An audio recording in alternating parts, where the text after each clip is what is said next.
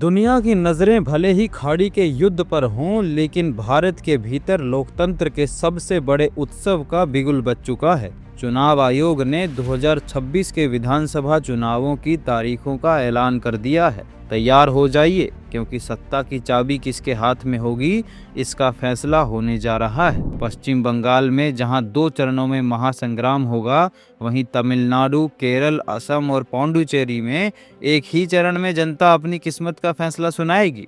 और नोट कर लीजिए वो तारीख, 4 मई, जब ईवीएम खुलेगी और यह तय होगा कि इन राज्यों का भविष्य क्या है। लेकिन दर्शकों, चुनाव सिर्फ जमीन पर नहीं, देश की सबसे बड़ी पंचायत यानी संसद के भीतर भी लड़ा जा रहा है। आज लोकसभा में एक ऐसा ऐतिहासिक दृश्य देखने को मिला, जिसमें गतिरोध के बाद आखिरकार 8 विपक्षी सांसदों का निलंबन रद्द कर दिया गया है। मगर बात सिर्फ निलंबन की नहीं है। स्पीकर ओम बिरला ने आज सदन में जो चेतावनी दी, उसने सबको चौंका कर रख दिया है। स्पीकर ने साफ शब्दों में कहा कि अब सदन के भीतर एआई जनरेटेड फर्जी पोस्टर्स और बैनर्स बर्दाश्त नहीं किए जाएंगे। राजनीति अब डीप फेक के खतरनाक दौर में प्रवेश कर चुकी है, जहां एआई के जरिए सच को झूठ और झूठ को सच बनाने की कोशिश हो रही है। संसद से लेकर चुनावी रैलियों तक तकनीक का ये माया जाल लोकतंत्र के लिए सबसे बड़ी चुनौती बन गया है। अब जरा राज्यों की सियासी जमीन की तपिश महसूस कीजिए। चुनाव की घोषणा होते ही असम में कांग्रेस को बड़ा झटका लगा है।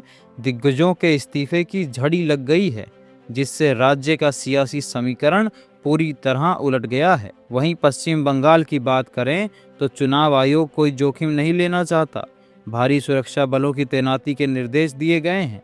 बंगाल की गलियों में इस बार चुनावी हिंसा के डर को खत्म करने के लिए सुरक्षा का कड़ा घेरा तैयार किया गया है। क्या ममता बनर्जी अपना किला बचा पाएंगी, या फिर बीजेपी और वामपंथी का नया गठजोड़ कोई करिश्मा करेगा? यह 2026 का चुनाव सिर्फ 5 राज्यों का चुनाव नहीं है, यह 2029 के आम चुनाव का सेमीफाइनल माना जा रहा है। एक तरफ स्थानीय मुद्दे हैं जैसे रोजगार और विकास, तो दूसरी तरफ डीप फेक और फेक न्यूज का वो डिजिटल हमला है जो मतदाताओं के मन को भ्रमित करने की क्षमता रखता है। आज की इस विशेष रिपोर्ट में इतना ही।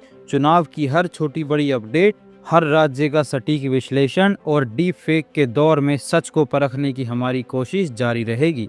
देखते रहिए सत्य भारत टाइम्स, क्योंकि यहाँ खबर सिर्फ सुनाई नहीं, दिखाई और समझाई भी जाती है। क्या आप चाहते हैं कि हम पश्चिम बंगाल और तमिलनाडु के चुनाव समीकरणों पर एक अलग से डिबेट शो करें? अपनी राय हमें जरूर भेजें। मैं अमृतपाल सिंह, जय हिंद, जय भारत।